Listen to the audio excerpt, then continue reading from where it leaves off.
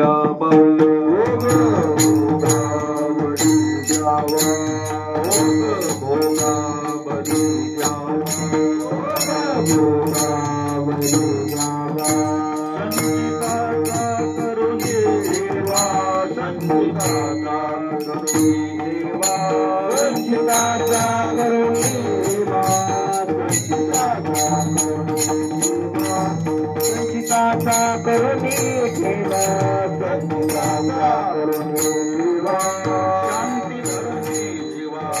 शांती धरणी जीवासाठी शांती धरणी जीवासाठी धरणी जीवासाठी दशा उत्तम गोमती दशा उत्तम गोमती दशा उत्तम गोमती दशा उत्तम गोमती दशा उत्तम गोमती दशा उत्तम गोमती देहले खावा असार खावा असार देहले खावा असार शक्य पर उपकार शक्य पर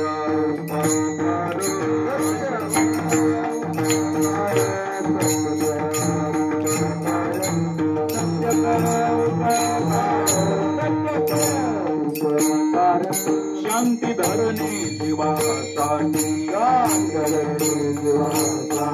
शांती धरणी जीवासाठी दशा उत्तम गोमती दशा उत्तम गोमती दशा उत्तम गोमती दशा उत्तम गोमती दशा उत्तम गोमती दशा उत्तम गोमती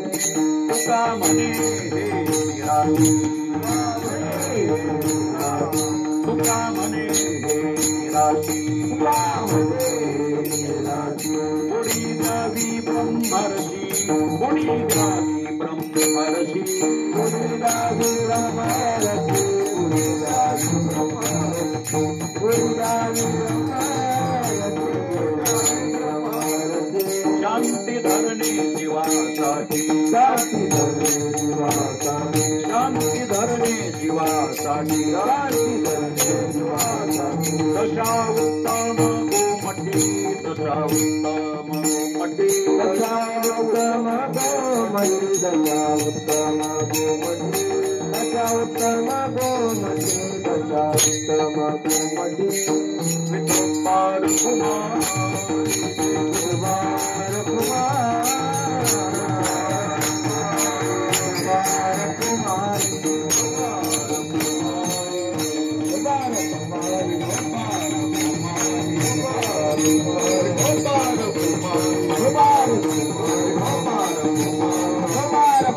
विठोबार कुमारी कुमार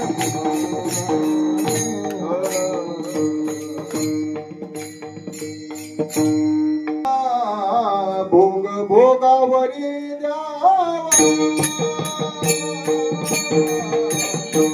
भोग भोगावरी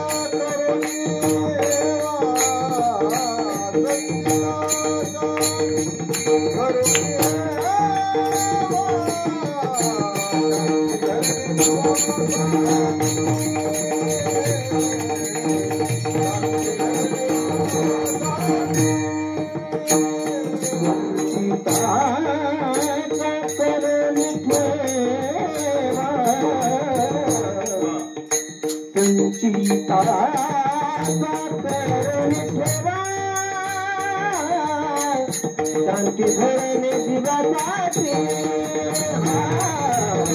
शांती धरणे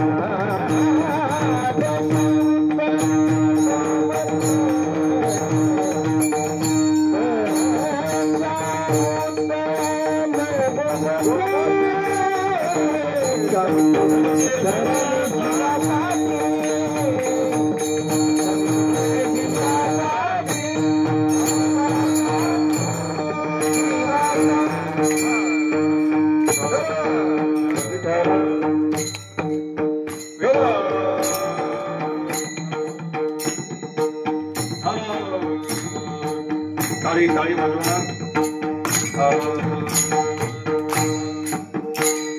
विठ्ठल विठ्ठल विठ्ठल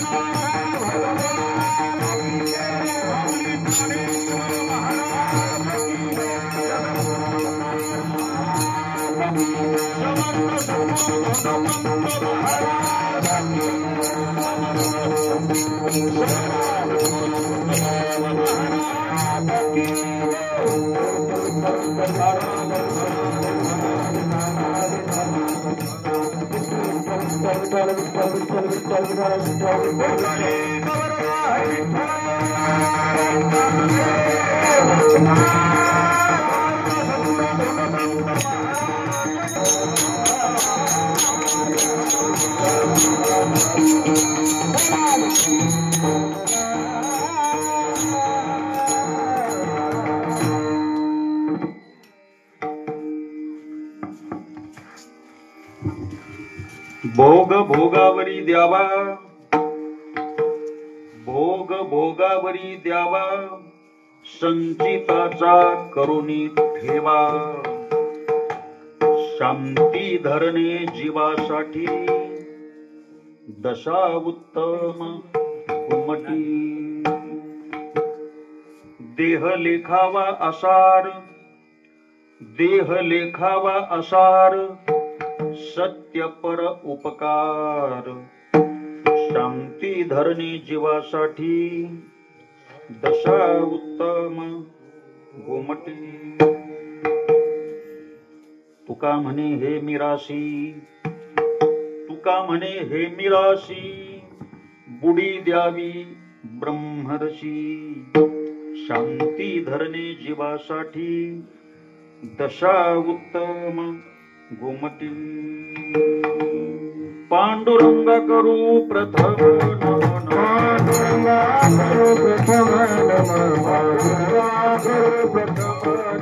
पांडुरंगा करू प्रथम नमन, चरण संतांची.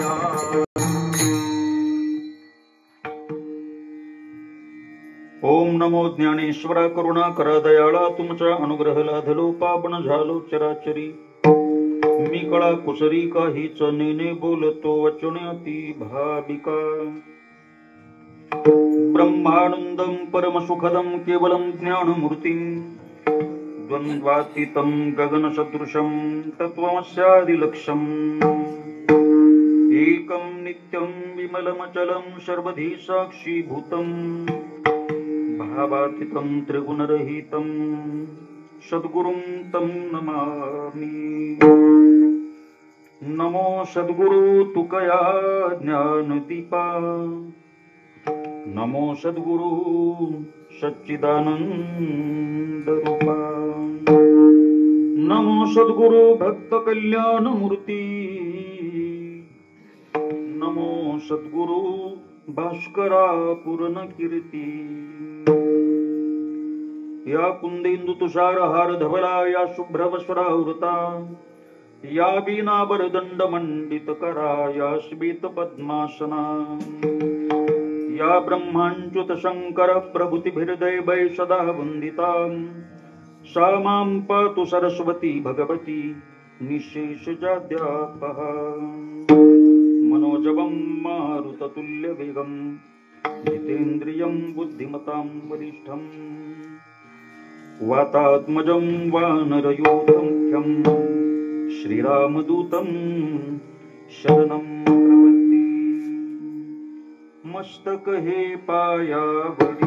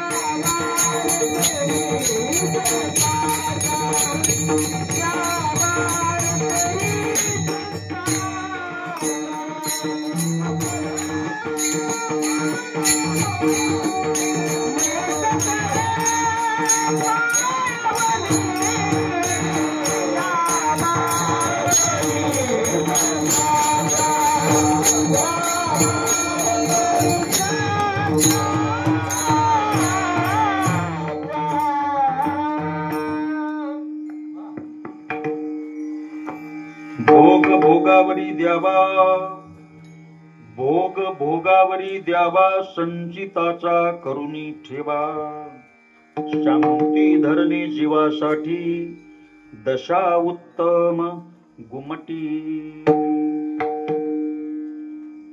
प्रस्तुत प्राप्त प्रसंगी कीर्तन रूपी सेवेकरता निवडलेला अभंग देहूचे सुप्रसिद्ध साधू जगद्गुरु जगदवंदनीय श्रीमंत श्री तुकोबाराय महाराज यांचा 4 चरणाचा. मनुष्य देह प्राप्त झाल्यानंतर या मनुष्य देहाचं सार्थक कोणत्या गोष्टीनं होईल, त्याकरता काय करणं गरजेचं आहे, हेच प्रतिपादन करणारा, सर्व साधकांकरता महत्वपूर्ण मार्गदर्शन करणारा तुकाराम महाराजांचा अभंग. विठ्ठल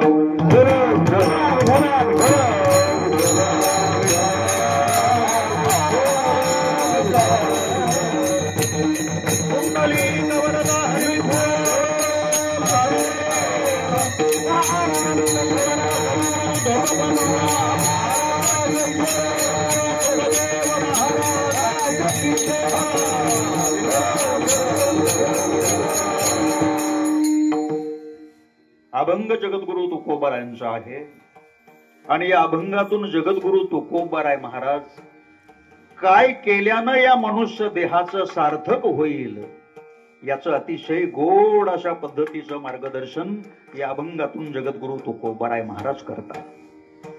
अभंगाचा सरळ अर्थ असा आहे. महाराज सांगतात, भोग भोगावरी द्यावा. भोग भोगावरी द्यावा म्हणजे नेमकं काय, याच चिंतनाच्या कीर्तनातून आपण करायचंय. म्हणजे थोडक्यात आपल्या वाट्याला आलेलं जे काही प्रारब्धानुसार भोग कर्म आहे, तो सर्वच सुखाचा किंवा दुःखाचा भोग मनुष्यानं भोगून संपवावा अशी भगवंताची इच्छा आहे, असं जगद्गुरु तुकोबाराय सांगतात. मग वाट्याला आलेले भोग भोगून संपवत असताना किंवा सारत असताना संचिताचा करुणी ठेवा. या अभंगापुरता संचित शब्दाचा अर्थ पुण्य असा घ्यायचा आहे. जेवढं जास्तीत जास्त आपल्याला पुण्य साठवता येईल, त्याचा संग्रह करता येईल, तेवढा पुण्याचा संग्रह करण्याचा प्रयत्न करावा. कारण शरीर सोडल्यानंतर मनुष्याबरोबर जर काय जात असेल तर केवळ त्यानं केलेलं पुण्य कर्म त्याच्या बरोबर जातं, बाकी दुसरं काही बरोबर जात नाही. याच्याकरता तुकोबाराय महाराज सांगतात, संचिताचा करुणी ठेवा. थोडं कमी करा किंवा माईक बाजूला घ्या थोडस. हा हा असं हा. ठेवा म्हणजे साठवणं, जतन करणं, सांभाळणं. आता जे काही थोडंफार पुण्य आपण सध्या करतोय, याच्या पूर्वी केलेलं आहे, ते नेमकं किती प्रमाणामध्ये सांभाळतोय हा एक वेगळा चिंतनाचा विषय. पुढे महाराज सांगतात, अजून काय करावं, शांती धरणे जीवासाठी. शांती धारण करावी. आणि जेवढी आपल्या आध्यात्मिक जीवनाची वाटचाल करत असताना आपण शांतीला जवळ करू, म्हणजे शांती धारण करू, तेवढी झपाट्यानं आपली प्रगती अध्यात्माच्या मार्गावर पुढे पुढे पुढे पुढे होत राहणार आहे. याकरता सगळ्यात महत्वाचा साधनेतला घटक जर कोणता असेल तर तो आहे शांती. आणि अशा स्थितीमध्ये राहणं हे आपल्याकरता उत्तम. म्हणून महाराज सांगतात, दशा उत्तम गुमटी. दशा म्हणजे स्थिती, दशा म्हणजे अवस्था. ही स्थिती आपल्याकरता उत्तम आहे. शांती धारण करून राहणं, वाट्याला आलेला भोग भोगून संपवणं, आणि हे सगळं करत असताना जेवढं पुण्य आपल्याला शिलकीला टाकता येईल, बाजूला टाकता येईल, तेवढं टाकण्याचा प्रयत्न करणं. चला, अजून या पुण्यामध्ये भर टाकायची असेल तर जगद्गुरु तुकाराम महाराज सांगतात, या शरीराला जास्त महत्व देऊ नका. कारण हे एक दिवस जाणार आहे. शरीर जायाचे ठेवणे. मग याला कसं समजावं नेमकं? तर तृतीय चरणामध्ये महाराज सांगतात, देह लेखावा असार, सार तत्व ग्रहण करावं. आणि सार तत्व जर काय असेल तर तुकाराम महाराज सांगतात, सत्य पर उपकार. जगाच्या पाठीवर परोपकारासारखं पुण्याचं काम दुसरं कुठलंच नाही. आणि दुर्दैवानं आज कोणीच परोपकार करायला तयार नाही. महाराज सांगतात, जर कुणी भेटलाच तुम्हाला आणि विचारलं की सांगा बरं, या मनुष्य देहातली सगळ्यात मोठी वतनदारी नेमकी काय, ठेव नेमकी काय, तर त्या ठेवीचा विचार जगद्गुरु तुकोबार यांनी अभंगाच्या शेवटच्या चरणामध्ये सांगितला. जगद्गुरु तुकाराम महाराज सांगतात, तुका म्हणे हे मिराशी. मिराशी शब्दाचा अर्थ होतो वतनदारी. मिराशी शब्दाचा अर्थ होतो ठेव. या मनुष्य जन्मातली सगळ्यात महत्वाची वतनदारी किंवा ठेव जर काय असेल तर अंतरंगामध्ये भगवत चिंतनामध्ये बुडी मारून राहणं आणि त्यात जे काही सुख मिळतं त्याला आत्मसुख म्हटलं जातं. त्या आत्मसुखाचा पावला पावलावरती उपभोग घेणं. आणि म्हणून महाराज सांगतात काय, बुडी द्यावी ब्रह्मरशी. हे मिराशी म्हणजे ही ठेव आहे. आणि अशा स्थितीमध्ये आपलं संपूर्ण जीवन घालवणं हीच दशा उत्तम गोमटी. असा अभंगाचा सरळ अर्थ आहे. विठ्ठल अभंग श्रीमंत श्री तुकोबरायांचा आहे. आणि ब्रह्मलीन सद्गुरु समर्थ सद्गुरु धोंडोपंत महाराजांचे निष्ठावंत सेवेकरी आणि शिष्य असणारे प्रातस्मरणीय वैकुंठवासी गुरुवरी हरिभक्तपरायण सुखदेव महाराज कोळी काका उर्फ दादा यांच्या 5व्या मासिकाच्या निमित्तानं आजची ही कीर्तन रूपी सेवा समर्थ सद्गुरु धोंडोपंत महाराजांच्या चरणी पांडुरंग परमात्म्याच्या माऊली ज्ञानोबराय तुकोबराय यांच्या चरणी समर्पित करत असताना एक अतिशय महत्वाचा अभंग सेवेकरता निवडलेला आहे. वातावरणामध्ये प्रतिकूलता आहे, पण प्रतिकूलतेवरही मात करून जो अनुकूलता निर्माण करतो खऱ्या अर्थानं तो भगवंताला प्रिय आहे. विठ्ठल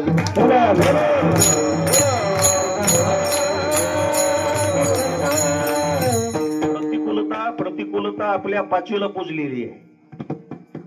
कारण मागच्या अनंत जन्मामध्ये केलेलं कर्मच इतकं कठीण आहे आपण की त्या कर्माचे भोग भोगता भोगता नाकी 9 आलेत. आपल्या दिसत नाही नाकावर 9 लिहिलेले, पण नाकी 9 मात्र आलेले आहेत. म्हणजे सगळी प्रतिकूलता आहे जीवनामध्ये. आणि ही सगळी प्रतिकूलतेतून आध्यात्मिक जीवनाची वाटचाल करत असताना अनुकूलता कशी निर्माण करावी हे सर्वस्वानं आपल्या हातात आहे. त्याच्याकरता निश्चय महत्वाचा आहे. निश्चयाची बळ तुका म्हणे तेची फळ. म्हणून निश्चय अत्यंत महत्वाचा आहे. आणि निश्चय होण्याकरता निश्चयात्मिका बुद्धी भगवान परमात्मा भगवद्गीतेमध्ये सांगतात, प्रत्येकाच्या अंतःकरणामध्ये योग्य काय आणि अयोग्य काय, माझ्याकरता अनुकूल काय आणि माझ्याकरता प्रतिकूल नेमकं काय आहे याचा निश्चय करणारी अंतःकरणामध्ये असलेली एक अदृश्य शक्ती ज्याला विवेक म्हणतात. आणि तो विवेक केवळ सद्गुरूच थापटून जागा करतात. विठ्ठल विठ्ठल.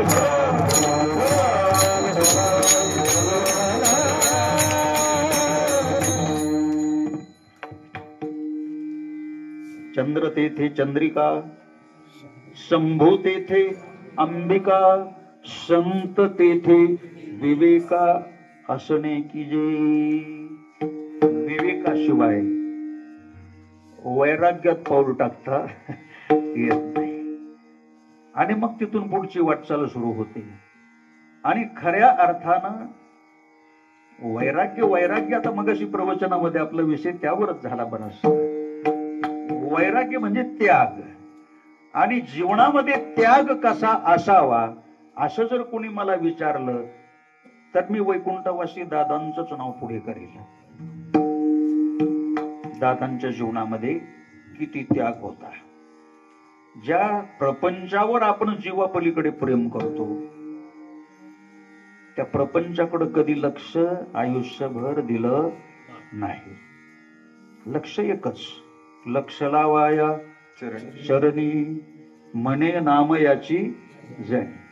आणि कदाचित नाही, मला विश्वास आहे हेच रात्रंदिवस मागत होते. चित्ती तुझे पाय डोळा रूपाचे ध्यान, अखंड मुखी नाम तुमचे वर्णावे गुण. भगवंताच्या आणि संतांच्या गुणांचं चिंतन करण्यामध्ये, वर्णन करण्यामध्ये ज्यांची वाणी खर्च झाली आयुष्यभर. म्हणून तर पहाटे कोणी उठो अगर न उठो 3:30ला त्यांचा अंथरुणातच काकडा सोडू विठ्ठल विठ्ठल.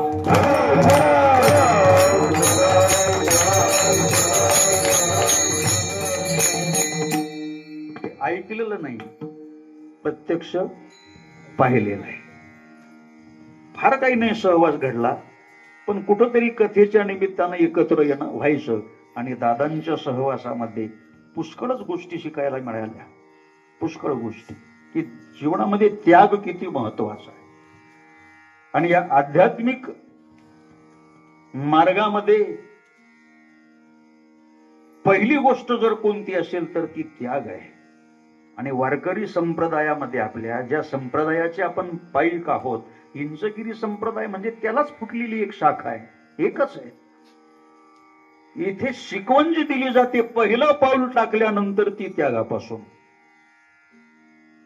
नाही का.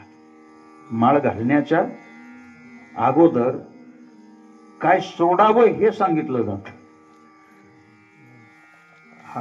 काय सोडावं हे सांगितलं जातं. म्हणजे या भक्ती मार्गामध्ये सुरुवात जी होती ती त्यागापासून होते आणि तोच त्याग त्यांच्या जीवनामध्ये शेवटपर्यंत राहिला. दादांबद्दल एक यमक जोडावा वाटतो मला जाता जाता. जर आपल्याला आवडला, योग्य वाटला तर टाळी वाजवा आणि मोकळ्या मनानं वाजवा, असं दबकत वाजवू नका. कारण मी जे बोलणार आहे 1 तासाभरामध्ये ते पोट तिडकीनं बोलणार आहे, कारण माझं आडनावच तिडकी आहे, त्याला मी काय करू. एक यमक जो तुकोबारा यांनाही लागू होतो आणि तो वैकुंठवासी दादांनाही लागू होतो. ऐका, स्थिती कशी असते खऱ्या साधकाची. घरात नाही धान, धान म्हणजे धान्य. पोटात नाही आण, आण म्हणजे अन्न. घरात नाही धान, पोटात नाही आण, गावात नाही मान, पण चित्तात समाधान वैकुंठवासी दादा. घरात फुटका माठ, गळक ताट, मोडकी खाट, पण शेवटी वैकुंठाची वाट, असा ज्यांचा परमार्थाचा थाट, ते माझे वैकुंठवासी दादा विठ्ठल विठ्ठल.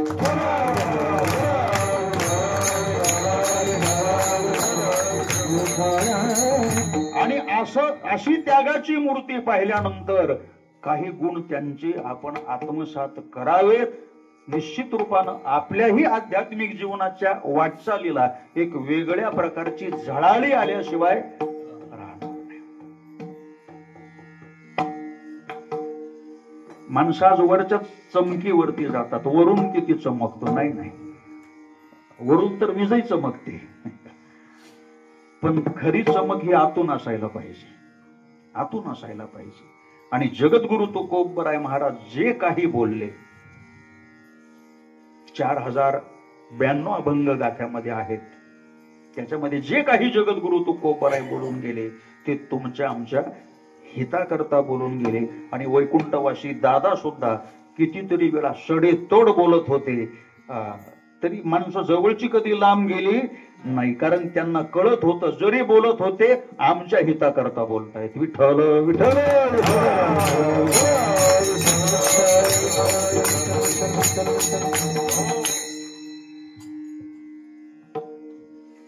हितावरी यावे तुकोबरायांचा अभंग आहे. हितावरी यावे कोणी बोलिलो या भावे नोहे विनोद उत्तर केली रंजावयाचा महाराज सांगतात मी जे काही बोललो हे काही कुणाचं मनोरंजन व्हावं म्हणून बोललो नाही का एकाच कारणाकरता बोललो की मी जे काही बोललो ते ऐकून कुणीतरी हिताच्या मार्गावरती येईल आणि हित कशात आहे हित कशात आहे तर जगद्गुरु तुकाराम महाराज एका अभंगातून सांगतात ऐका गा हे अवघे जन ऐका गा हे अवघे जन ऐका गा हे अवघे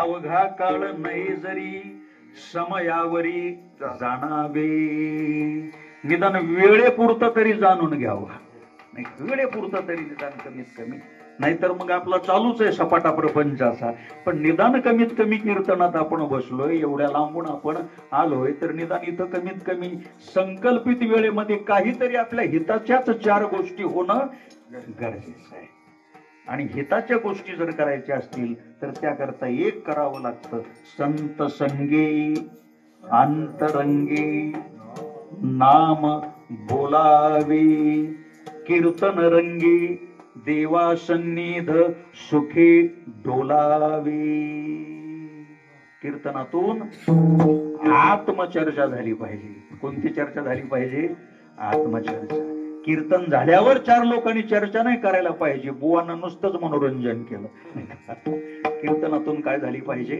आत्मचर्चा आणि आत्मचर्चेनं काय होतं एकनाथी भागवतातली एक ओवी आपल्या समोर ठेवतो आमच्या कृष्णाजी पाटलांनी मग अशी आठवण काढली होती वैकुंठवासी सातारकर बाबांची तर सातारकर बाबांनी दुधिवऱ्याला जे काही पांडुरंगाचं मंदिर बांधलेलं आहे लोणावळ्याच्या तिकडे त्याच्यामध्ये भागवताच्या ओव्या लिहिलेल्या आहेत सहज ते मंदिर पाहण्याकरता गेलो असता तिथं एक ओवी वाचली आणि ती वहीमध्ये लिहिली त्याला झाली 18 वर्ष जवळजवळ पण त्या ओवीत काय म्हणतात उद्धवाला उपदेश करत असताना भगवान श्रीकृष्ण परमात्मा सांगतात ऐक उद्धवा मी तुला काय सांगतो आवडी हरी कथा ऐकता हरी कथा म्हणजे काही कथाच पाहिजे असं काही नाही कीर्तनाला सुद्धा कथाच म्हटलेलं आहे आवडी हरी कथा ऐकता नाना चरित्रे श्रवण करता माझी आत्मचर्चा हृदय धरिता पालटू चित्ता तेने हो आत्मचर्चेनं काय होतं चित्तामध्ये पालट होतो वृत्तीमध्ये पालट होतो बुद्धीमध्ये पालट होतो बुद्धीचा पालट धरा रे काही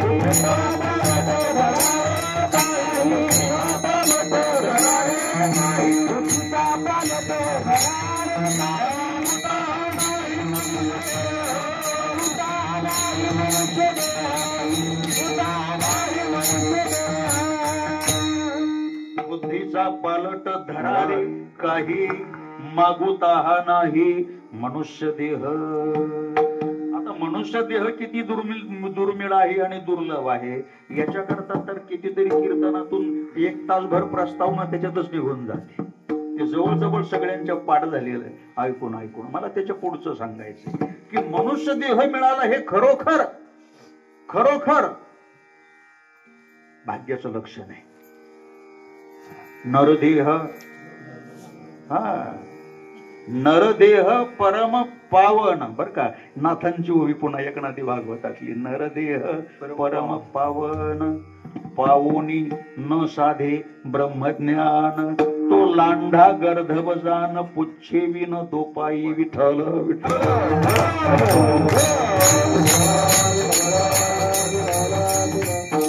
कळलं जवळ 25% तरी कळलं नाही.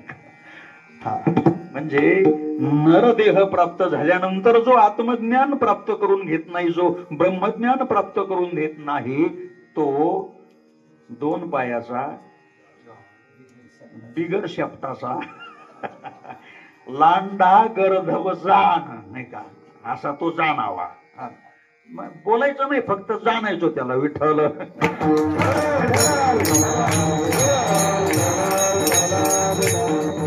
आणि जगद्गुरु तुकोबराय महाराज सांगतात, जर या नरदेहाला आपण आलेलोच आहोत आणि खरोखर आपलं परम कल्याण व्हावं आणि या मनुष्य जन्माचं सार्थक व्हावं असं जर वाटत असेल तर काय करा, अभंगाच्या पहिल्या द्यावा.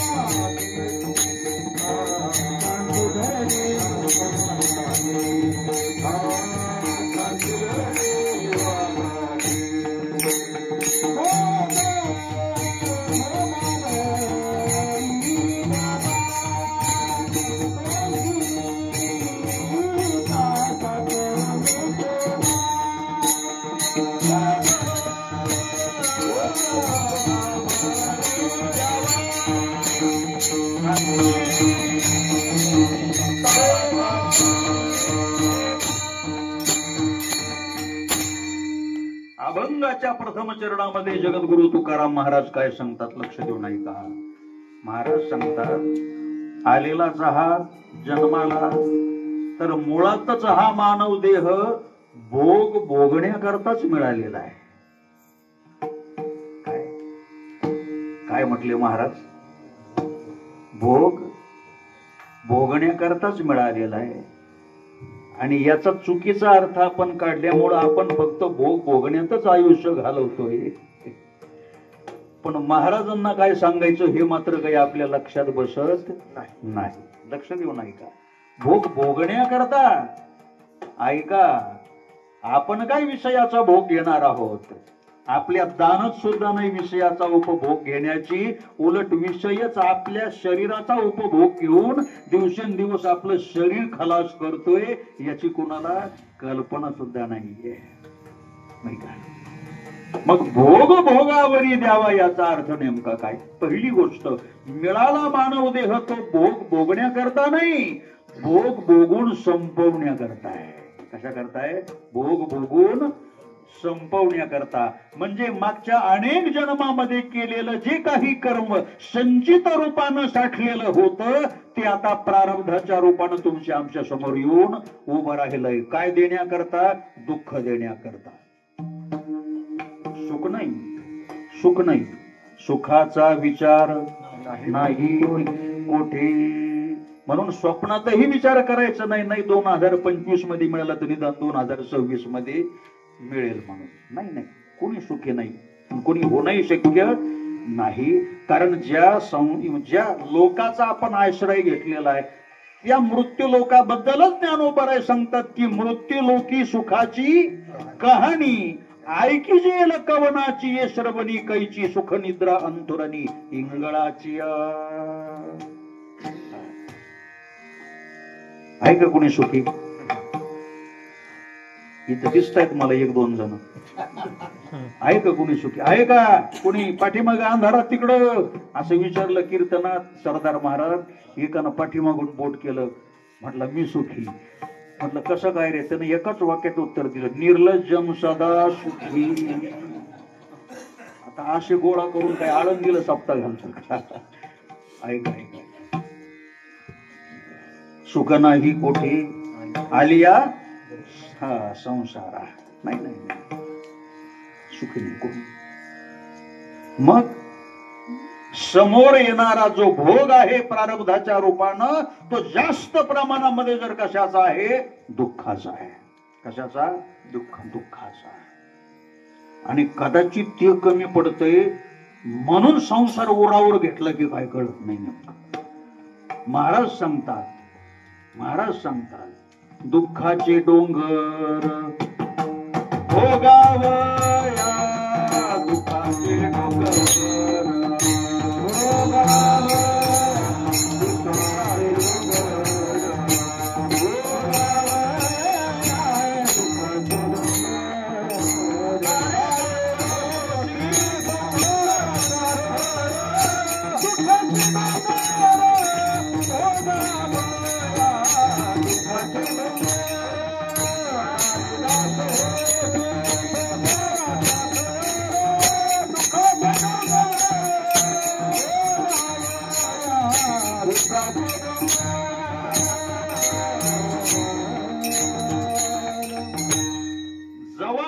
सुख कुठं अनुभवायला मिळतं न मिळतं, तोच समोर दुःख पर्वता एवढी उभस आहे.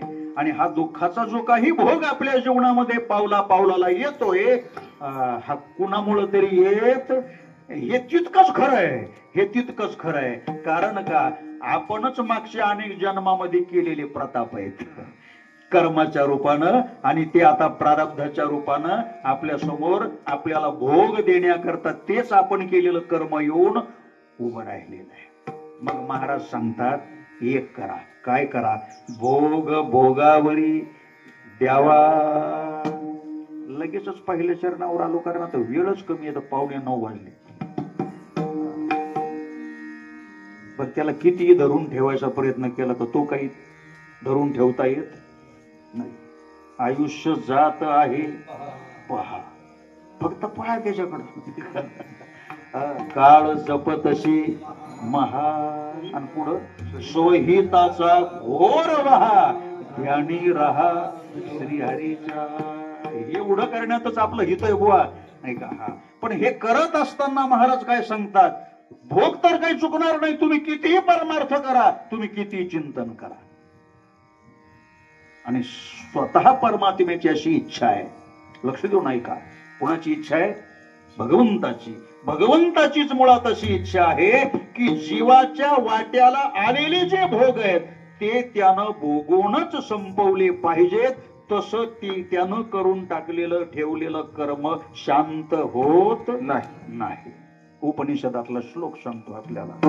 उपनिषद असं सांगतं, न भुक्तम क्षीयते कर्म जन्मकोटी शतैरपी अवश्यमेव हि भोक्तव्यम कृतं कर्म शुभाशुभम. कृतं कर्म शुभाशुभम. शुभ आणि अशुभ म्हणजेच चांगलं आणि वाईट. केलेलं कर्म, केले कर्म झाले त्याची भोग आले.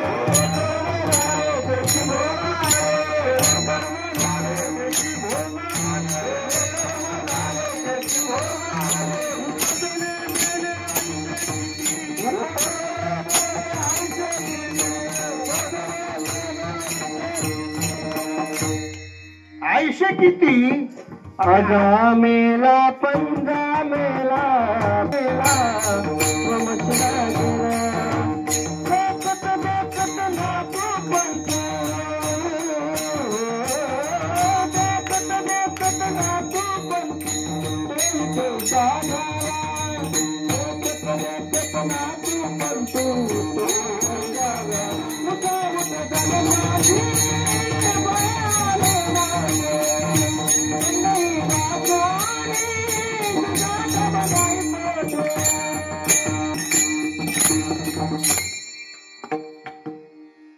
उठा उठा.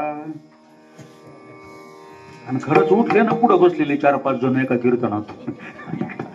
उठा उठा जागा पाठी भय आले मोठे, पंढरी वाचोनी तुझा ठाव नाही कुठे. कुठून बाजूला गेलं ते प्रमाण दिलं ना मध्ये. केले कर्म झाले, करणाऱ्याला वाटतं झालं. पण एक लक्षात घ्या, मध्ये करोडो करोडो जन्म जरी गेले तरी तेच कर्म पुन्हा परत फिरून येतं आणि कुठल्या ना कुठल्या जन्मामध्ये ते भोगावं लागतं. म्हणून आज जे भोग दुःखाचे वाट्याला आलेले आहेत त्याला सादर व्हा. आली या भोगाशी हा असावे सादर. हे कोणी पण म्हणत, ज्या हरामखोरानं गाठाही हातात घेतलेला नाही तोही 4 लोकांना ज्ञान सांगताना असं सांगतो, आता काय आली या भोगाशी. पण पुढचं नाही त्याला माहिती विचारलं. देवावरी भार घालून या मग तो कृपा सिंधू निवारी साकडे. एक लक्षात घ्या, आता हे आपल्याला लालूच दाखवलेली आहे बर का. कसली? मग तो कृपा सिंधू निवारी. पण देवाची अशी इच्छा आहे, शक्यतो कर्माच्या बाबतीमध्ये देव कुणाच्याच ढवळाढवळ करत नाही. परमात्म्याला हेच सांगायचंय आपल्याला, जे तुमच्या वाट्याला आलेलं आहे ते तुम्ही भोगूनच संपवलं पाहिजे. एक छोटस दृष्टांत देतो जाता जाता. काय, असे देव जेवायला बसले दुपारच्या वेळेला, पंचपक्वान्नाचं असं ताट वगैरे, आणि अचानक काय आठवलं काय माहिती, जेवत्या ताटावरून उठले, गेले निघून. रुक्मिणी माता विचार करते, हे कुठे गेले बरं? पूर्वीच्या काळी अशी काही विचारण्याची पद्धत नव्हती ना, कुठं चालले म्हणून विशाल महाराज. हा, आता येताना कीर्तनाला विचारून यावं लागतो तो भाग वेगळा. पण पूर्वीच्या काळी असं नव्हतं. विचार हिंमतच होत नव्हती विचारण्याची, कुठं चाललात म्हणून. दुसऱ्या दिवशी पण असं जेवायला बसले की देवानं निघून जावं आणि 1-2-4 तासानं परत यावं आणि मग बसून आपलं भोजन करावं. 4 दिवस झाले, पण शेवटी 5व्या दिवशी रुक्मिणी आईसाहेबांना काही राहावलं नाही आणि मावळकीनं विचारलं, देवा कुठं जाता तुम्ही? 4 दिवसापासून मी पाहते, अगदी जेवायची वेळ ताटावर बसला आणि जेवत्या ताटावर उठून तुम्ही निघून जाता, कुठं जाता? भगवंत हसले आणि उत्तर दिलं रुक्मिणीला, म्हटले एक भक्त आहे माझा, एक भक्त आहे माझा, आणि त्याला कोणीच नाही, त्याला कोणीच नाही, एकटाच राहिला आयुष्यभर.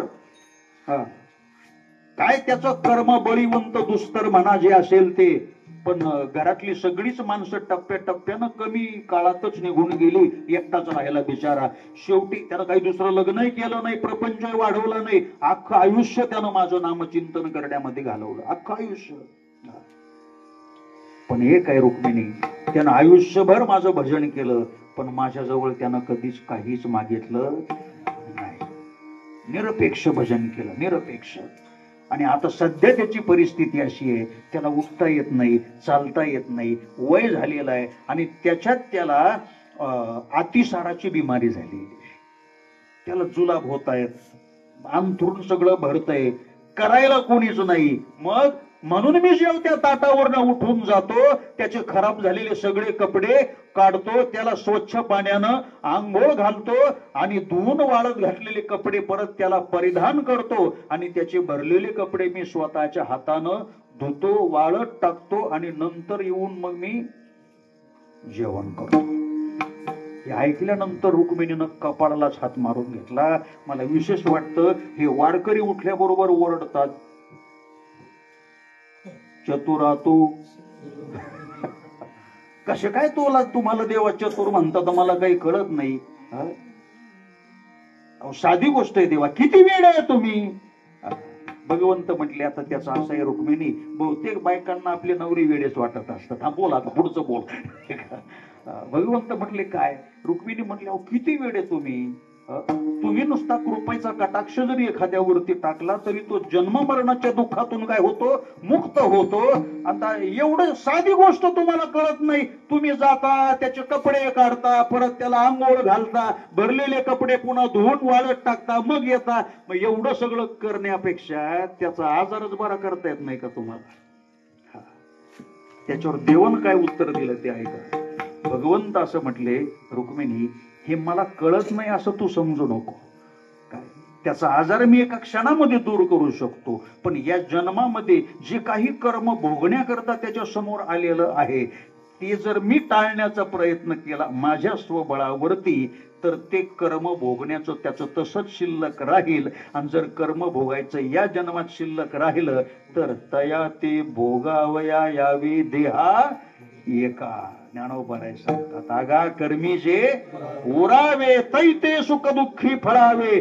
तेवढं जरी कर्म त्याचं शिल्लक राहिलं तर पुढचा परत त्याला एखादा जन्म घ्यावा लागेल आणि या जन्मात राहिलेलं कर्म पुन्हा पुढच्या जन्मामध्ये भोगून संपवावं लागेल. मला त्याला पुन्हा जन्मालाच जीव द्यायचं नाही, म्हणून याच जन्मात त्यानं सगळे भोग भोगून संपवावेत म्हणून मी त्याला मदत करतोय. विठ्ठल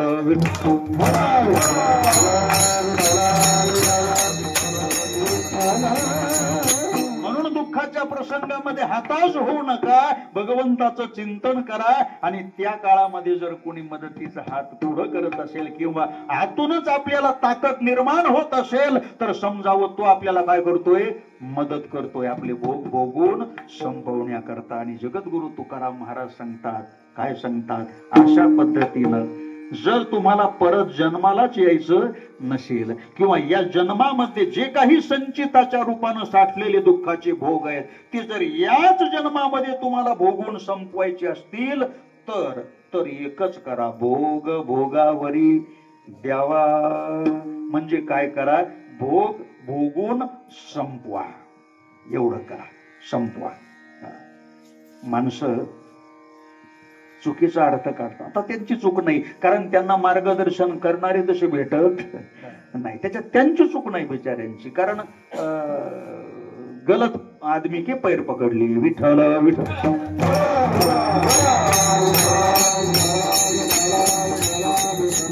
बरीच माणसं तक्रार करतात, दिवसातून कितीतरी वेळा आमच्या जवळ सुद्धा करतात. नाही का, आमच्याही मनात पूर्वी येत होता विचार असा, काय एवढा सगळा परमार्थ करतोय देव अजून चांगलं कसं करत नाही.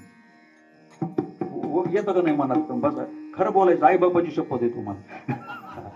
रात्रंदिवस आपण भगवंताचं चिंतन करतो, काय पूजा पाठ अर्चा जे काही आपल्याला शक्य आहे तेवढं देवदेव आपण करतो. आणि वाट कशाची पाहतो, देवानं आमचं काय करावं, चांगलं करावं. बरोबर आहे. हा, पण एक लक्षात घ्या, आता वर्तमान काळामध्ये जो काही आपण पूजा पाठ परमार्थ करतो त्याचा आणि चांगलं होण्याचा किंवा वाईट प्रसंग येऊन आदळण्याचा काडीचाही संबंध नाही. ही शंकाच्या कीर्तनातून दूर करून टाका. कारण त्याचं उत्तर असं आहे, आता कितीही चांगला परमार्थ करून सुद्धा जर वाईट प्रसंग जीवनामध्ये येत असतील, दुःखच वाट्याला येत असेल, तर ही मागच्या अनेक जन्माचं कर्म आणि आता जो परमार्थ आपण करतो त्याचा आणि दुःख वाट्याला येण्याचा काही संबंध नाही. आता जो परमार्थ करतो ही पुढच्या जन्माची तयारी. विठ्ठल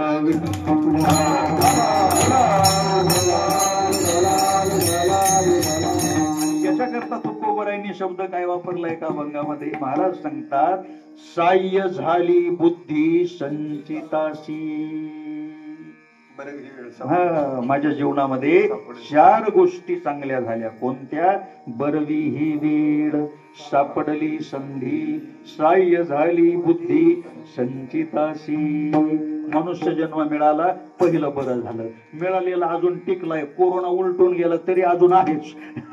म्हणजे काळानं काय दिलेली आहे, संधी दिलेली आहे. दुसरं बरं झालं. तिसरं बरं झालं, माझी बुद्धी संचिताला सहाय्य झाली. म्हणजे याचा अर्थ आज वाट्याला जे दुःख येत आहे हे मागच्या अनेक जन्मात केलेल्या कर्माचं फळ आहे. आणि आज जो परमार्थ करतो ही पुढच्या जन्माची तयारी. हे ज्याला कळलं समजावं त्याची बुद्धी काय झाली, संचिताला सहाय्य झाली. आणि त्याच्या पुढचं चौथं महाराज सांगतात, येणे पंथे माझी चालली पाऊले. अशा पद्धतीनं मी झपाझप पावलं टाकत देवाच्या दिशेनं निघालो. त्यावेळी देवानं माझ्या जीवनामध्ये चौथं बरं केलं. काय बरं केलं, दर्शन झाले संतापाई. वैकुंठवासी दादांसारखे सत्पुरुष माझ्या जीवनामध्ये आले. हे माझ्या जीवनामध्ये झालेलं चौथं बरं आहे. विठ्ठल विठ्ठल.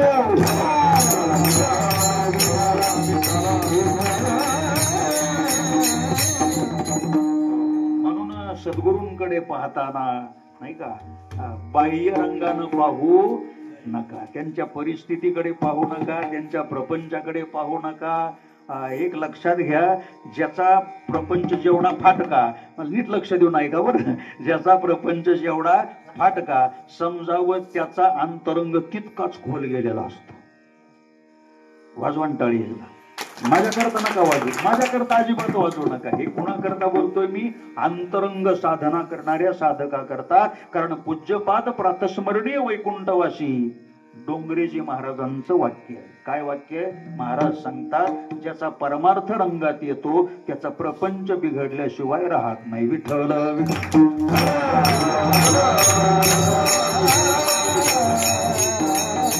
परमार्थ करून लईच मस्त चाललं असेल ना आपलं, समजा अजून तो लई लांब आहे आपल्यापासून. कोण ज्याच्या भेटी करता तळमळ चाललेली तो फार लांब आहे, अजून काही जवळ आलेला नाही. कारण देवाची ते खून करावे वाटोळे, आपण वेगळे राहून. 7 चरणाचा अभंग पाहून घ्या. विठ्ठल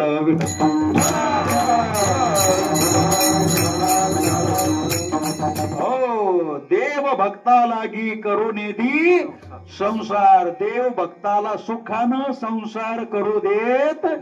आता असं जर म्हटलो तर निमे उठून जायला बसले कीर्तन. काय देव सुखानं संसार करू देत नाही भक्ताला, कोणता संसार नाही का. त्याच्याकरता वेगळं कीर्तन करील परत एक दिवस. विठ्ठल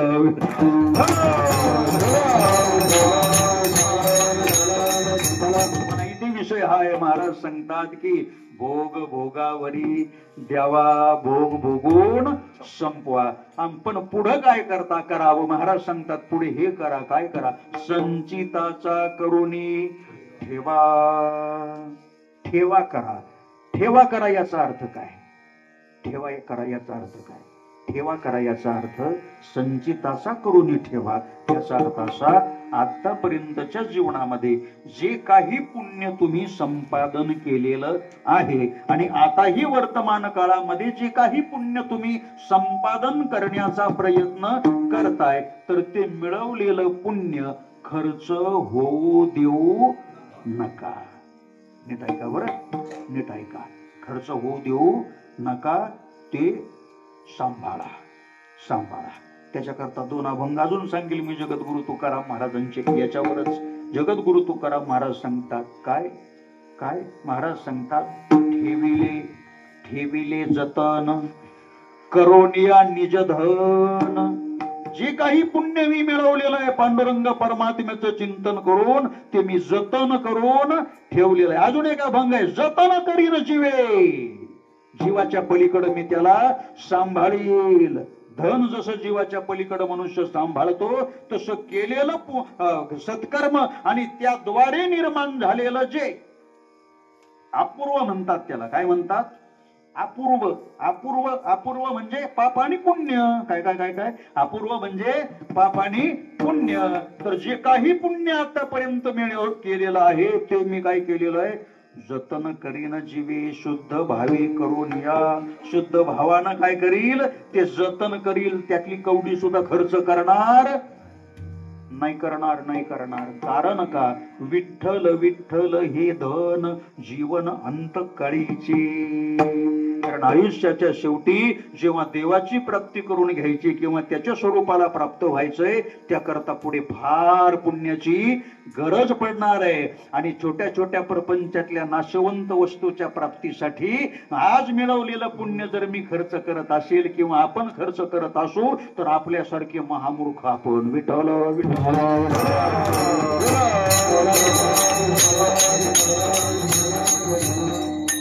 मग आपण मूर्ख नाहीये, आपण शहाणे आहेत. आपण कसे आहेत?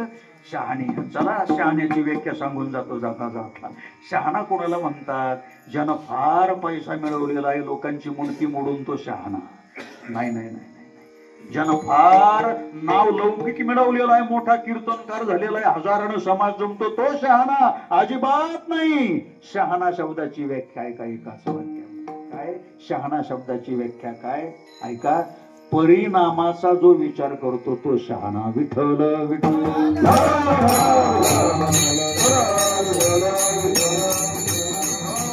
कुठलंही कर्म करत असताना, कुठलंही कर्म करत असताना या कर्माचा मला पुढे काय परिणाम भोगावा लागणार आहे याचा जो विचार करतो त्याला म्हटलं जातं शहाणा. परिणामाचा विचार करतो तो शहाणा. म्हणून मनुष्यानं पावला पावलाला प्रत्येक कर्म करत असताना विचार करून केलं पाहिजे की याचा मला परिणाम कालांतरानं काय भोगावा लागणार आहे. शहाणा. आपण शहाणे आहोत ना. आता आपण एक करायचंय. काय करायचंय? तुकोबारांनी सांगितलेलं आपल्याला ऐकायचंय. काय ऐकायचंय? महाराज सांगतात, संचिताचा करुणी ठेवा, पुण्य सांभाळा, पुण्य खर्च होऊ देऊ नका. काय बोलता महाराज? पुण्य खर्च होत? लई वाट आहेत महाराज. कशाला? पुण्य खर्च व्हायला फार वाट आहेत. सांगा ना एक दोन. वेळेस बसेल तेवढ्या सांगतो. पहिली वाट, आपल्याकडे जर भरपूर पैसा असेल,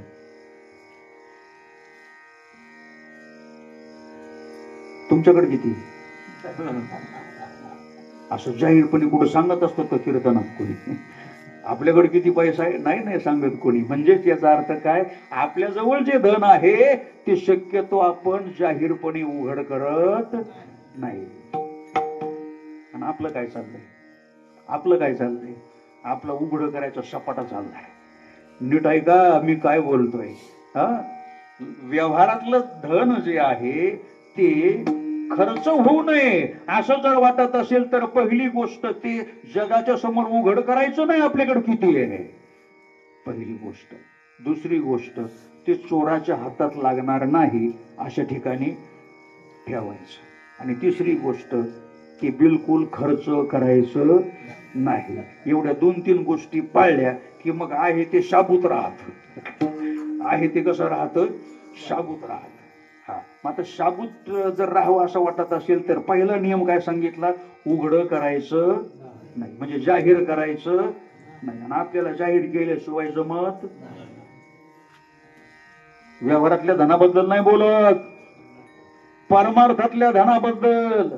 50 वर्ष झाले अजून हरिपाठ बंद नाही. मग गेलं तुझं पुण्य 50 वर्षाचं सगळं. कळलं का?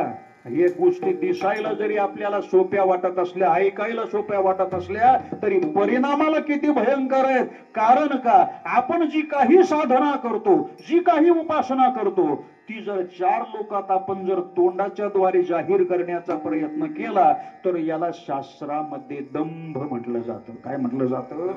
दंभ. एक लक्षात घ्या. पहिली गोष्ट. हा, दुसऱ्यानं करावं याच्याकरता जर तुम्ही सांगत असाल नम्रतेनं, मग गोष्ट ठीक आहे, मग नाही खर्च होणार ते. पण लोकांनी आपल्याला मानावं. नीट आहे का बरं? लोकांनी आपल्याला मानावं, आपल्याला मान सन्मान मिळावा याकरता केलेली साधना उपासना जर कोणी वारंवार जाहीर करत असेल तर याला शास्त्रामध्ये काय म्हटलं जातं? दंभ म्हटलं जातं. आणि जगद्गुरु तुकाराम महाराज सांगतात, हित व्हावी तरी दंभ दुरी ठेवा, चित्त शुद्ध सेवा देवाची हे. काय करा, जर आपलं हित व्हावं असं वाटत असेल तर दंभ नावाच्या विकाराला दूर ठेवा. कारण हा दंभ नावाचा विकार एवढा भयंकर आहे, तो जर साधनेमध्ये घुसला तर तो साधनाच शिल्लक ठेवत नाही. उदाहरण देऊ आपल्याला. आखाती देशामध्ये पेट्रोलचा तुटवडा झाला, कारण पेट्रोल तिकडनंच येतं ना, कच्चा माल कुठून येतो, आखाती देशातून येतो, आणि म्हणून सगळीकडे तुटवडा निर्माण झाला. पेट्रोल मिळेनासं झालं, आणीबाणी जाहीर झाली, आणि महिन्याला 2 लिटर पेट्रोल मिळेल असं शासनानं काय केलं, जाहीर केलं. रोपडे गावात एक माणूस राहत होता, जरा हुशार होता. त्यानं मोठ्या कष्टानं 20 लिटर पेट्रोल,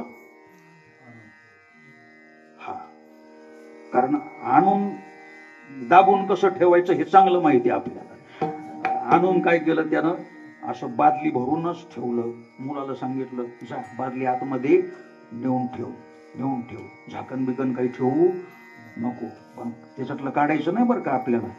जेव्हा कुठं गरज पडेल, फारच इमर्जन्सी असली तरच त्याच्यातलं पेट्रोल घ्या. त्यांनी बादली नेली तशी आतमध्ये नेऊन ठेवली, ती झाकली सुद्धा नाही महाराज. मग 1 महिना झाला आणि कुठंतरी बाहेर जायचं होतं. मुलाला म्हटलं, जा बरं 1 लिटर पेट्रोल घेऊन ये. तो गेला. गेल्यानंतर त्यानं पाहिलं, बादली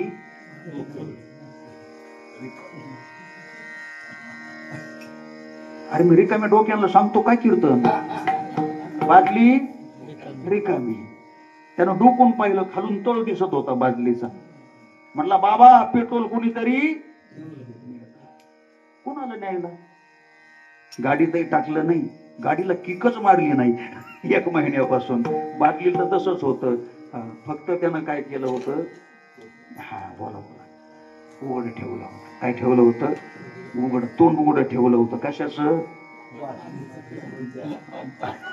कशाचं तोंड, तसं हे आपलं हे झाकण आहे, हे जर उघड ठेवलं आणि जर जाहीर करत गेलो तर आपण आतापर्यंतच मिळवलेलं सगळं पुण्य नष्ट होऊन जातं. म्हणून ज्ञानोबराय आपल्याला काय सांगतात, ज्ञानेश्वरीकडे या. ज्ञानोबराय महाराज सांगतात, ऐका, शेतकरी काय करतो, बी पेरल्यानंतर उघड ठेवतो का, बोला पटकन, माती लोटून झाकून टाकतो. कारण जर उघड ठेवलं पेरलेलं तर पाखरं येऊन खाऊन जातील, आणि पाखरांनी जर खाऊन टाकलं सगळं पेरलेलं तर काय पदरात पडणार आहे, माती. नाना कृषीवळ आपुले पांघुरवी जे पेरिले, काय सांगतात ज्ञानोबराय पुढे, तैसे झाकी निपजले दान पुण्य विठ्ठल विठ्ठल.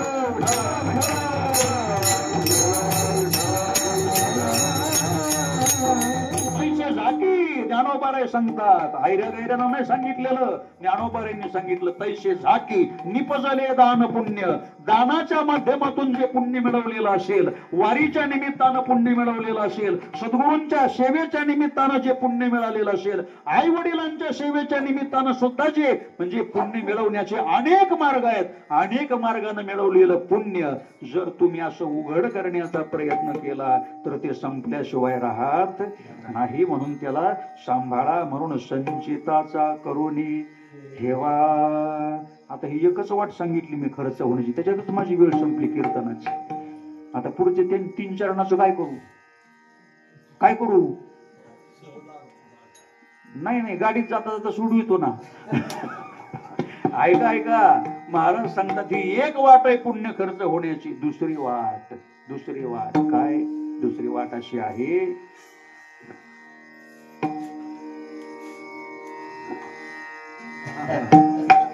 नाही कळलं का, बाय बाय नाही करीत मी आपल्याला.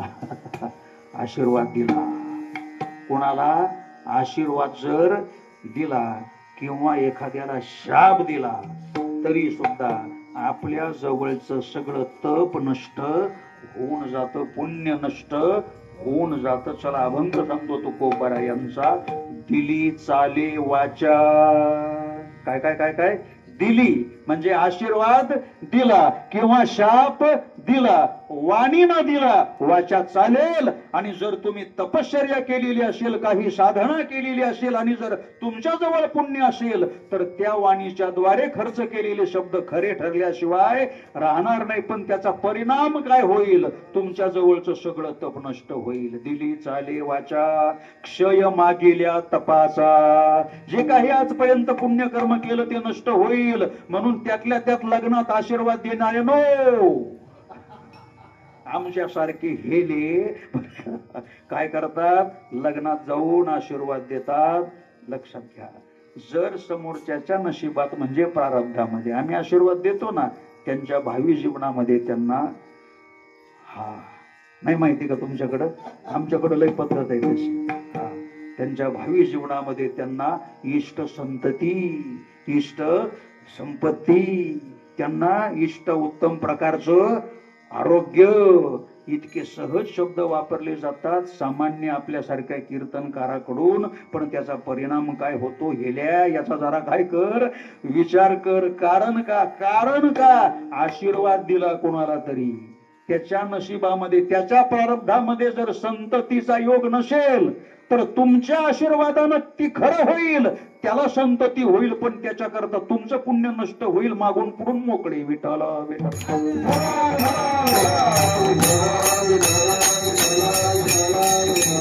म्हणून ऐका 42 वर्ष तू बरं या मृत्यू लोकामध्ये राहिले आणि 42व्या वर्षी वैकुंठाला निघून गेले. पण नीट ऐका, तुकाराम महाराजांनी आयुष्यात कधीच कोणाला आशीर्वाद दिला? काय बोलताय महाराज? वाचा चरित्र जगद्गुरु तुकाराम महाराजांचं. कोणालाच आशीर्वाद दिला नाही तुकाराम महाराजांनी. कारण पुण्य खर्च करण्याच्या बाबतीत तुकाराम महाराजांसारखी कंजूस दुसरे कोणीच नव्हते. बघा तुम्ही, शक्यतो शिक्षक लोक जास्त पैसा खर्च करत, इथं नाही ना कोणी. विठाल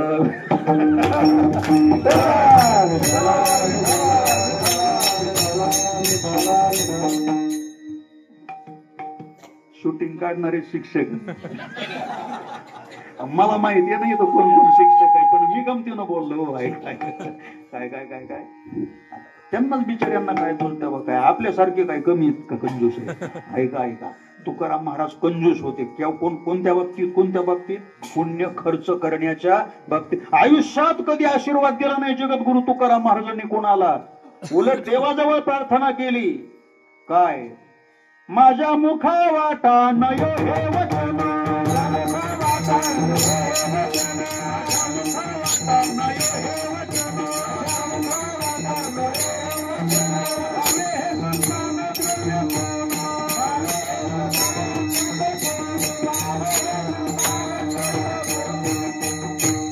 देवा माझ्या वाणीला चुकून सुद्धा स्वप्नात सुद्धा असे शब्द कधी येऊ देऊ नको.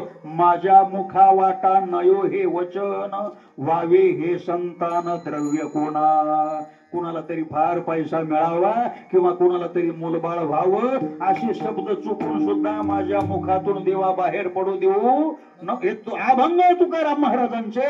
मग आता बोले ताईसा देतील का मग आशीर्वाद? मला सांगा ना. तुकाराम महाराज म्हणजे काय? आपण आहे काय? इथं एक आणि इथून बाजूला निघाल्यावर एक? नाही महाराज. ऐका, जेव्हा वैकुंठाला गेले तेव्हा जाताना जे शब्द काय महाराजांचे? कर्म धर्म तुम्हा असावे कल्याण, घ्या माझे वचन आशीर्वाद. हा जो शब्द आहे महाराजांच्या अभंगातले शब्द, त्याचा अर्थ काय होतो? कर्म धर्म तुम्हा असावे कल्याण. म्हणजे जसं तुम्ही कर्म कराल तशा प्रकारचं फळ तुम्हाला भगवंत देईल. बस याच माझ्या शुभेच्छा. विठाला विठ्ठल.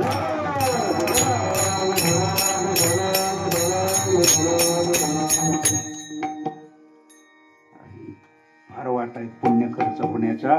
तुकोबाराय सांगतात खर्च होऊ देऊ नका, सांभाळा. कारण शेवटी त्याच्या प्राप्ती करता पुढे फार पुण्य खर्च करावं लागणार आहे. आणि तेवढं पुण्य तर अजून आपल्याकडे नाहीच आहे. आणि थोडंफार जे मिळवलंय ते इथंच आपण खर्च करण्याचा काय लावलेला आहे? सपाटा लावलेला आहे. म्हणून तुकाराम महाराज सांगतात भोग भोगावरी द्यावा, संचिताचा करुणी ठेवा. एवढं करा. पण हे करत असताना अजून काय करा? अभंगाच्या दुसऱ्या चरणामध्ये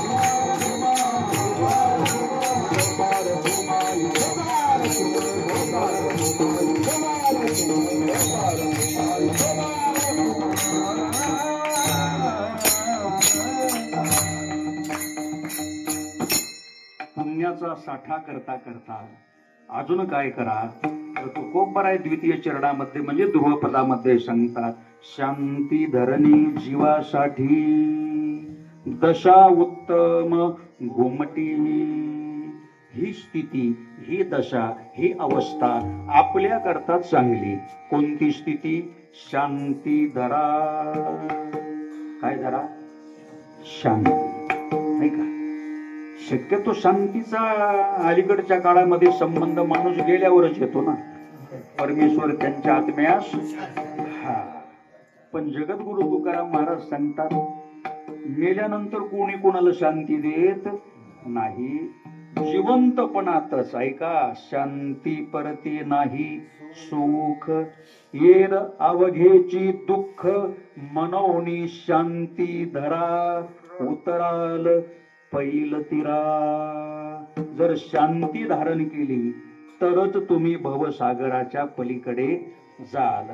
आता शांती धरणं याचा अर्थ नेमका काय एवढं ऐकू आणि शेवा आटोपते नाही का.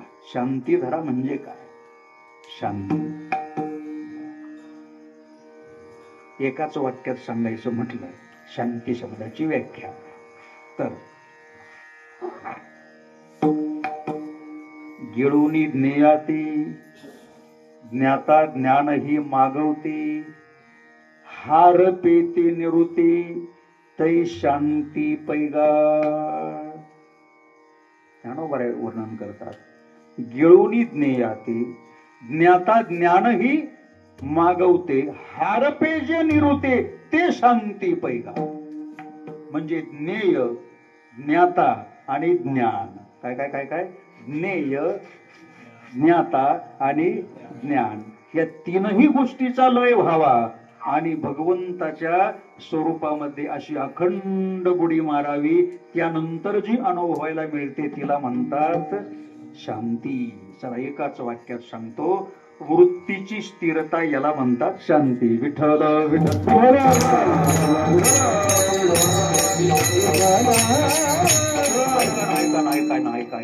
काय ज्याला ही शांती सापडली किंवा जी शांती हस्तगत झाली, समजावं त्याचा परमार्थ कळसाला गेला गेला गेला गेला. होईल हिने कळसा आले,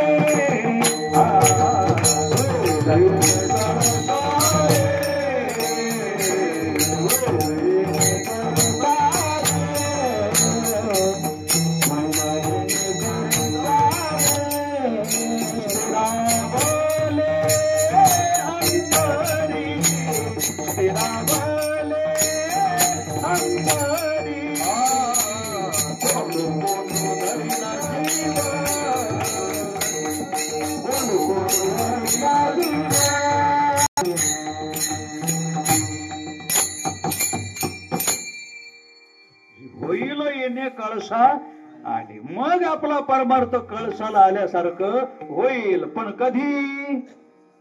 स्थिरावली अंतरी.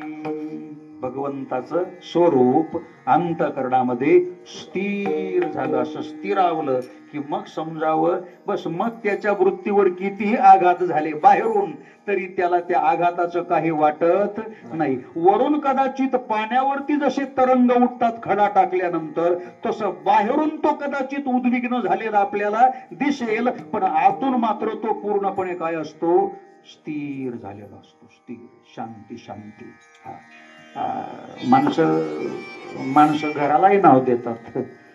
काय बोला ना आता? शांती सदन. आणि त्या घरात इतकी शांती असते. पंडित महाराज, बिभीषण महाराज घरावर नाव दिलेलं असतं शांती सदन, पण घरामध्ये इतकी शांती असते की आजूबाजूची माणसं निम्या किमतीत घर विकून निघून जातात. कारण हे शांती सदनवाले रात्री 2-2 वाजेपर्यंत शेजाऱ्यांना झोपा येऊ देत नाही. आता ही कुठं शोधावी शांती? ऐका ऐका, विनोदाचा भाग सोडून द्या. महाराज सांगतात काय काय काय करा?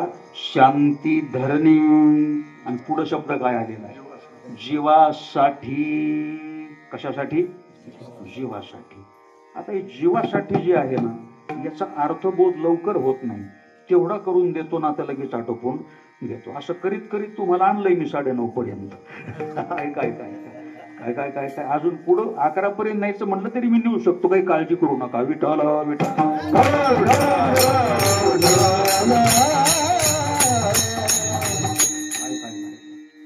काय पुढं सांगतात महाराज काय? शांती धरणे जीवा साठी. साठी साठी साठी साठी कळते ना आपल्याला. आता जवळ जवळ बहुतेकांनी ओलांडली काय? साठी. आणि शक्यतो 60 ओलांडल्यानंतर बुद्धी कशी होते? नाठी. पण ती साठी नाही. इथं त्या साठीचा शब्द वेगळा आहे, इथं अर्थ वेगळा आहे. महाराज सांगतात साठी शब्दाचा अर्थ काय होतो? साठ लोट तर माहिती ना तुम्हाला व्यवहारामध्ये. 60 लोटी इकडं होतं ना, 60 लोट करतात ना इकडं. म्हणजे यानं त्याची पोरगी करायची सून म्हणून, आणि त्यानं याची पोरगी सून म्हणून करायची. यानं आपली बनवलेली भाजी शेजारच्या घरी नेऊन द्यायची, त्यानं तिकडून बनवलेली शेवंती आपल्या घरी घेऊन. म्हणजे शेवंती नावाची बाई नाही बरं का, बनवलेली शेवंती. याला काय म्हणतात? साठी. शेवटी संसारामध्ये 60 लोटच असतं ना सगळं. आपल्या लग्नामध्ये त्यानं जेवढा आहेर केला अगदी तेवढाच लिहून ठेवलेला. लय हुशार माणसं असं लिहून ठेवलेलं असतं, चिठ्ठी टाकून त्याच्यामध्ये. कोणी दिली? तिडके महाराजांनी दिलेली साडी कोणती नाही, सगळं लिहिलेलं असतं. बाय 60 लोट. 60 आहे का? 60 लोटी शब्दाचा अर्थ काय होतो? 60 लोट म्हणजे आदला बदल करणं. आणि त्यालाच अलीकडच्या भाषेमध्ये अपभ्रंश करून त्याला अलीकडे सावड म्हणतात. काय म्हणतात? सावड. तर कळली ना आता? मलाही नव्हतं माहिती, पण मी बीड जिल्ह्यात कथेला गेलो विशाल महाराज, तिथं मला ते सावड शब्दाचा अर्थ खऱ्या अर्थानं कळला. ते म्हणे आम्ही म्हणलं झाली का पिरडी? म्हटली आम्हाला तर सावड केल्याशिवाय पर्यायच नाही. मी म्हटलं तुम्हाला मिळाली का सवड? ते म्हटले सवड नाही व सावड. नाही का? सावड सावड सावड. सावड म्हणजे याचे 2 बैल आणि त्याचे 2 बैल. आता ते टिपणीला 2 आणि राशनीला 2 बैलावर भागत नाही. मग त्याचे 2 आणायचे, याचं पिरून जाऊ दे आता कुठं पुढं सांगत बसू. सगळं आलं लक्षात. तिथं साठं लोट केलं जातं, देवाण घेवाण केली जाते. तसं तसं तसं शांती धारण करायची असेल तर आपल्याला साठं लोट केल्याशिवाय दुसरा इलाज नाही, दुसरा पर्याय नाही. काय करावं लागतं? काय करावं लागतं? जीवच त्याच्या पायावर अर्पण करून टाकावं लागतं. तुका म्हणे बळी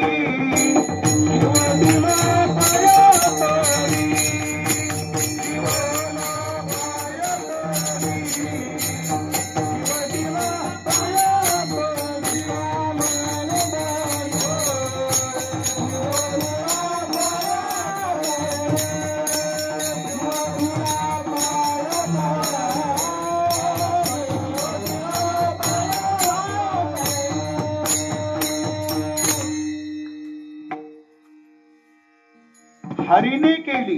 गवळण सांगते दुसऱ्या गवळणीला, काय हरीने केली जीवेसाठी, केली तुटी सकळाशी. सकळाशी तुटी केली आणि हे हरीने जीवेसाठी केली म्हणजे त्याच्याशी संबंध जोडण्याकरता बाकीच्याचा सगळ्याचा संबंध तोडावा लागतो. नाही लागतोच. आणि आपल्याला सवय लागली सगळ्यांशी संबंध ठेवून त्याच्याशी संबंध जोडायचा. आपल्या बापानं ठेवला देव नाही नाही नाही, त्याच्याशी संबंध जोडायचा असेल तर अगोदर जगाचा संबंध तोडावा लागतो. याला म्हणतात संकल्पवी माया. हेची थोर भक्ती आवडते. म्हणजे जीव त्याच्या पायावर ओवाळून टाकायचा आणि त्याच्या बदल्यामध्ये शांती धारण करायची. म्हणून महाराज सांगतात काय करा? शांती धरणे जीवासाठी. आणि असं करणं ही दशा उत्तम घोमटी. पुढे महाराज सांगतात देह लेखावा असार सत्य पर उपकार. काय करा? देहाला जास्त महत्व देऊ नका. मी नेहमी कीर्तन प्रवचनातून कथेतून एक वाक्य सांगतो, आजही सांगून जातो. परत कधी रोपड्यात कीर्तनाला योग येतो नाही येतो सांगता येत नाही, पण ऐकून जा. काय? मुदतीवर मिळालेलं साधन आहे. कशावर मिळाले? मुदतीवर. याची मुदत कधी संपेल काही सांगता येत. बरं, ज्यानं दिलं त्यांनी वॉरंटी, गॅरंटी तर नाहीच पण वॉरंटी सुद्धा दिलेली नाही. कधी संपेल काही सांगता येत नाही. मुदतीवर दिलेलं साधन आहे. याला जेवढं पळवता येईल ना पेट्रोल टाकून तेवढं पळवा. कशा करता? पुण्य जमा करण्याकरता. पुण्य जमा करण्याकरता, वृत्ती त्याच्या पायावर स्थिर करण्याकरता जेवढं धावता येईल. करी 80 धावा धावी. तुकाराम महाराज सांगतात चित्त लावी चरणापै, मग तो माझा मायबाप घेईल ताप हिरोनी. तुझे सगळे ताप तो हिरावून घेईल आणि ताप गेला की मग शांतीच आहे. मग काय आहे? शांतीच आहे. म्हणून जगद्गुरु तुकाराम महाराज सांगतात देह लेखावा असा. फक्त मध्येच पडणार नाही याची काळजी घ्यायची. काय करायची?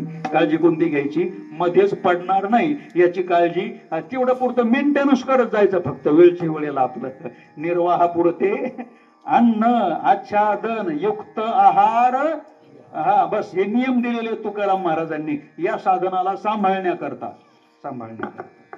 पण प्रपंच वाढवण्याकरता याचा उपयोग करायचा नाही. कारण हा देह प्रपंच वाढवण्याकरता दिलेला नाही. देवे दिला देह भजना. आपण कशाचा सपाटा लावला? भजन कधी कधी करतो आपण, पण शक्यतो संसार वाढवण्याकरताच याचा जास्त आपण राबवलेला, याचा राबता चाललेला. असं जाऊ द्या. जगद्गुरु तुकाराम महाराज सांगतात सत्य काय तर सत्य पर उपकार. या जगाच्या पाठीवर सत्य जर काय असेल तर तो केवळ परोपकार आहे. म्हणजे दुसऱ्याच्या उपयोगी पडणं. जेवढं तुम्हाला पडता येईल तेवढं उपयोगी पडा. कारण तुकाराम महाराजांनी पुण्याचीच व्याख्या केली. पुण्य ते बोला ना, परोपकार आणि पाप ते परपीडा. एवढं जरी कळलं तरी पुष्कळ झालं. पुण्य परोपकार, परोपकारासारखं दुसरं पुण्य नाही. आणि म्हणून तुका म्हणे फार थोडा तरी परोपकार. निदान नाही जास्त करता आला, निदान थोडा तरी काय करा. नका घालू दूध जयामध्ये सार ताकाचे उपकार तरी करा. निदान नाही दूध देता आला तरी ताक तरी द्या. बुवाला दारात आला तर विठ्ठल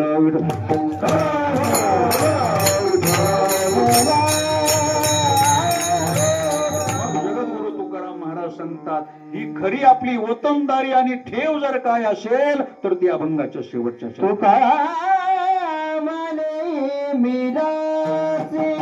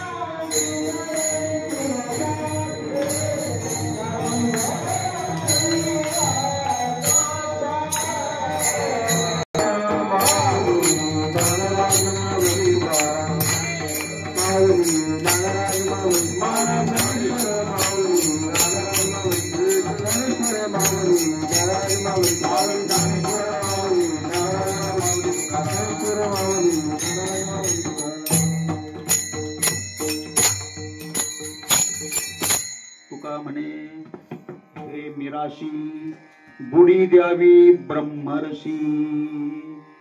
ब्रह्मरसामध्ये बुडी मारणं म्हणजे भगवंताच्या चिंतनामध्ये अखंड वृत्ती स्थिर करून त्या स्थितीमध्ये राहणं. अर्थात ही अतिशय दुर्लभ असणारी आणि साध्य करण्याकरताही कठीण असणारी गोष्ट आहे. पण ती साध्य करण्याकरताच आपण प्रयत्न करावेत. कारण असाध्य ते साध्य करिता सायास कारण अभ्यास तुका म्हणे.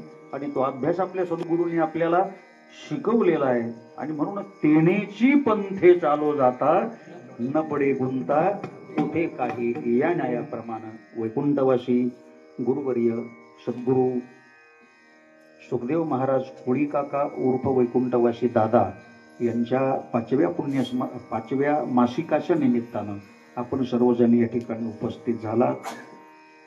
ब्रह्मलीन सद्गुरु धोंडोपंत महाराजांचा आणि ब्रह्मलीन सद्गुरु सुखदेव महाराज उर्फ दादांचा हा संपूर्ण भक्त परिवार या ठिकाणी बहुसंख्येनं उपस्थित आहे. आणि त्यातल्या त्यात या ठिकाणी वैकुंठवासी दादांच्या भगिनी, त्यांचे भाचे बार्शी वर्ण इथपर्यंत आले. त्यांच्यासोबत आमचे हरिभक्तपरायण सरदार महाराज गव्हाणे तेही उपस्थित आले. त्यांचंही थोडंसं प्रवचन मगाशी धोंडोपंत स्वामींच्या चरणांवरती अर्पण झालेलं. या ठिकाणी शेडशिंग गावातून आलेले आमचे विभीषण महाराज पाटील असतील, आमचे पंडित महाराज पाटील असतील, त्याच पद्धतीनं भोसरे गावातून आलेले आमचे शिरसाट आमचे शेठजी ते या ठिकाणी आलेले आहेत. त्यांच्याबरोबर काही मंडळी आलेले. त्याच पद्धतीनं ज्यांनी खऱ्या अर्थानं हा उपक्रम प्रारंभ केला आमचे हरिभक्तपरायण आदरणीय ओंकार महाराज जवळगाव, त्यांनी अशी इच्छा व्यक्त केली की 12ही महिने दादांचं मासिक आपण केवळ भजन करण्यापेक्षा कीर्तनाच्या माध्यमातून करू. कारण त्यांनी एवढे कीर्तनकार घडवलेले आहेत. आमच्यासारख्यांना सुद्धा त्यांनी त्यांच्यामुळेच आम्ही इथपर्यंत आलो. वैकुंठवासी दादांमुळेच पहिला परिचय इंदापूरमध्ये आमचा झाला. शहामंगल कार्यालयामध्ये मला वाटतं त्याला 15-17 वर्ष झाली असतील. तिथे कथा झाली होती. आजरेकर पडाचा कार्यक्रम होता. त्यात आमचं तुकोपर्यंत चरित्र होतं. तिथं पहिल्यांदा दादांनी आमची कथा ऐकली. माझं कार्ड घेतलं आणि गुलबर्ग्याला जाऊन त्या लोकांना कार्ड दाखवलं. तेव्हा गुलबर्ग्याच्या लोकांनी पहिली कथा कर्नाटकमध्ये आम्हाला दिली. तेव्हापासून आम्ही 7-8 वर्ष कर्नाटकमध्ये. अजूनही ती लोक आम्हाला सोडायला तयार नाहीत. फार प्रेमळ लोक आहेत आणि दादांना मोठा आधार तसा जास्त प्रमाणामध्ये गुलबर्ग्याच्या लोकांचा मोठ्या प्रमाणामध्ये आधार आहे. जिथं जिथं कमी तिथं आम्ही, अशी त्यांची भूमिका निश्चित रूपानं असते. आणि इथे आमच्या आजच्या या कीर्तन रूपी सेवेकरता हरिभक्तपरायण आदरणीय आपल्या इंदापूर परिसराचं भूषण असणारे विशाल महाराज वाघमारे या ठिकाणी उपस्थित आहेत.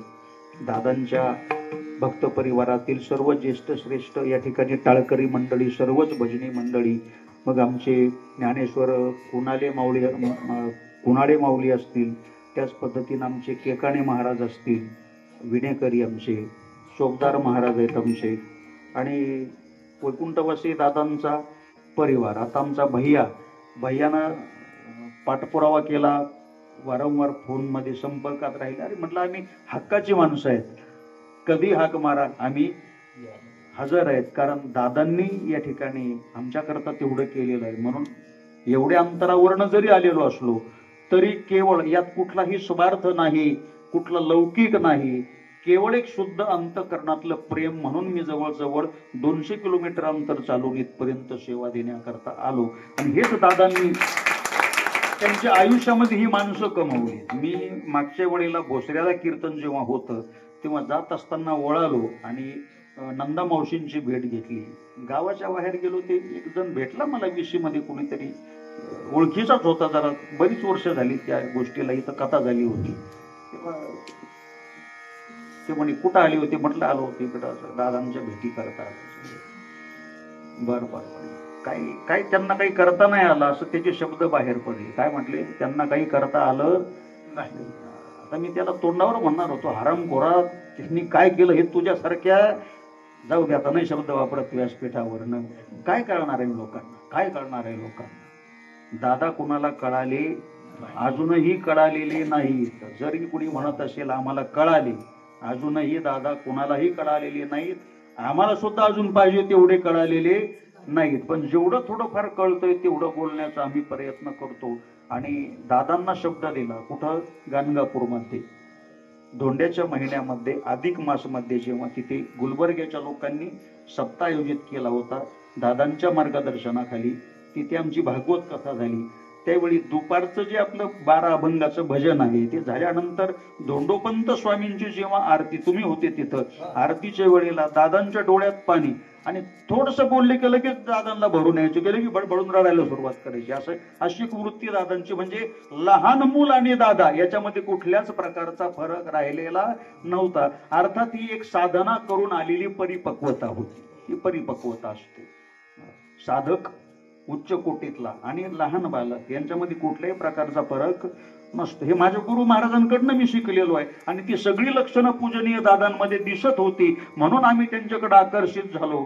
जरी बोलणं त्यांचं वरवरचं तडकाफडकी असेल तरी अंतःकरणातून प्रत्येकाबद्दल त्यांच्या अंतःकरणामध्ये प्रेमच होतं आणि प्रत्येकाचंच या मनुष्य जन्मात येऊन या देहाचं सार्थक व्हावं, जन्माचं सार्थक व्हावं याच्याकरता शरीर साथ देत नव्हतं तरी सुद्धा आळंदीला सप्ताह कर, पंढरपूरला सप्ताह कर, गुलबर्ग्याला सप्ताह कर, कुठं कुठं घेऊन फिरले दादा. कितीतरी भाविक आहे तिथं बसलेले. केवळ दादांमुळे तुम्हाला घडलं हे लक्षात घ्या. आतापर्यंत दादांमुळे घडले, याच्या पाठीमागं त्यांचा त्याग आहे, म्हणून ही पुण्याची सामग्री आपल्याकडे आहे.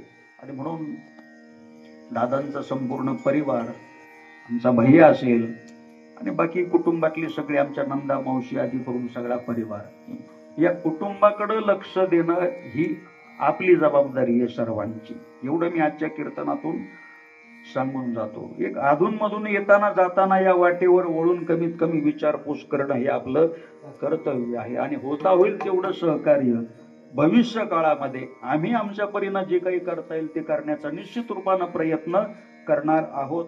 त्यांच्या ऋणातून उतराई आपण होऊ शकत नाही. काय द्यावे त्याशी व्हावे उतराई, नाही होऊ शकत आपण उतराई, परंतु निदान कर्तव्य म्हणून आपण करू शकतो. आणि म्हणून या कीर्तन रूपी सेवेकरता आमचे मृदुंगाचार्य पांडुरंग महाराज, विधाटे गायनाचार्य आमचे, ज्यांचं गोड गायन आपण ऐकलं, संगीत विशारद आहेत ही मंडळी सगळी. दत्तात्रय महाराज बेलकर हे शेकडो मुलांचे क्लासेस घेतात, दररोज गावोगावी जाऊन लहान लहान मुलं घडवतात. ही मंडळी आली केवळ दादांच्या कृपे खातर आणि त्यांना सांगितलं हे काही कीर्तन, ही फक्त शेवयाचं कीर्तन, म्हणजे हे काही बाकीचं सप्त्यातलं कीर्तन नाही. आपण स्वखर्चानं जाणार आहोत आणि दादांचं मासिक सेवा कीर्तन करून या ठिकाणी येणार आहोत. ते एका शब्दावर ही माणसं दोन्ही तयार झाली, माझ्या बरोबर आली. आता जाण्याकरता आम्हाला 1:30-2 तरी वाजणार आहेत घरी जाण्याकरता. अजून बोलत बसलो तर 3:30 वाजतील कदाचित. आणि म्हणून आता जेवढं होता येईल तेवढं बोलण्याचा प्रयत्न केला. माझ्या सद्गुरूंच्या कृपेनं, वैकुंठवासी दादांच्या कृपेनं. तिथं शब्द सुटला होता, डोळ्यात पाणी आलं गाणगापूरमध्ये. म्हणलं दादा का रडता? तर दादा म्हटले दंडोपंत महाराजांची ज्यानं सेवा केली त्याला आयुष्यात कधीच काहीच कमी पडणार नाही. मला कधीच कमी पडलं नाही, दादा सांगतात. दादांचे शब्द होते. मी जिथं जिथं कार्य उभं केलं ते सगळं धोंडोपंत महाराजांच्या आशीर्वादानं पूर्णत्वाला गेलं. म्हणजे एवढं आयुष्यभर पारमार्थ करून सुद्धा त्यांनी कर्तेपणा स्वतःकडे कधी घेतला नाही. हे वैशिष्ट्य होतं दादांचं. कधी कर्तेपणा स्वतःकडे घेतला नाही. गुरुनिष्ठा ज्याला म्हणतात त्याचं जिवंत उदाहरण जर असेल तर ते वैकुंठवासी दादा आहे. सद्गुरु निष्ठा ज्याला म्हणतो. तेव्हा दादा म्हटले आता मला एकच चिंता आहे की धोंडोपंत महाराजांचं नाव पुढे कसं चालेल याची चिंता आहे फक्त. आता माझं तर जवळजवळ आटोपलं. म्हटलं दादा तुम्ही काळजीच करू नका. जिथं जिथं माझ्या कथा होतील किंवा जिथं जिथं माझे कार्यक्रम होतील तुमच्या परिसरामध्ये, तुमच्या भक्त परिवारांच्या माध्यमातून, तिथे तिथे धोंडोपंत महाराजांचं नाव पुढं करण्याची जबाबदारी माझी. एवढं म्हटल्याबरोबर लगेच डोळ्यातून पाणी आलं, असं डोक्यावर हात ठेवला आणि म्हटले धोंडोपंत महाराजांच्या आशीर्वादानं तुम्हाला कधीच काहीच कमी पडणार नाही. आशीर्वाद माझे दादांनी आशीर्वाद दिला गाणगापूरमध्ये. म्हणजे प्रत्यक्ष दत्तात्रय प्रभूंचाच तो माझ्यावरती झालेला अनुग्रह होता असं मी त्या ठिकाणी समजतो. असं एक व्यक्तिमत्व आपल्यातून जाऊन आता ते केवळ शरीरानं गेलेले आहेत, चैतन्य रूपानं ते तुमच्या आमच्यातच आहेत. माणूस शरीरानं जातो पण आठवणीनं तो मागे शिल्लक राहत असतो. पण दादा सामान्य व्यक्ती नव्हती, ते एक चैतन्य आहे आणि तेही आपल्या आजूबाजूला वलयाच्या रूपानं इथं आताही ते उपस्थित आहेत. मला जाणवतंय कीर्तन करताना काटा येतो माझ्या अंगावरती बोलत असताना, कारण ते आहेत आणि ते निरंतर राहणार आहेत आपल्या सोबत.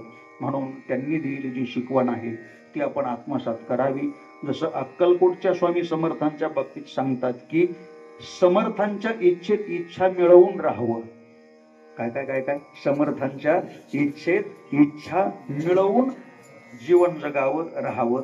तसं दादांच्या इच्छेत इच्छा मिळवून आपण राहावं. दंडोपंत महाराजांच्या दादांच्या आशीर्वादानं कोणाला काहीच कमी पडणार नाही. होता होईल तेवढी सेवा आणि भगवंताचं नामचिंतन करू. त्याद्वारे जे काही पुण्य निर्माण होईल तेवढंच आपल्या बरोबर येणार आहे. त्यासाठी तुकोबराय सांगतात एकच करा. काय करा? तुका म्हणे हे निराशी बुडी द्यावी ब्रह्मर्षी विठ्ठल जय जय विठ्ठल जय विठ्ठल जय जय.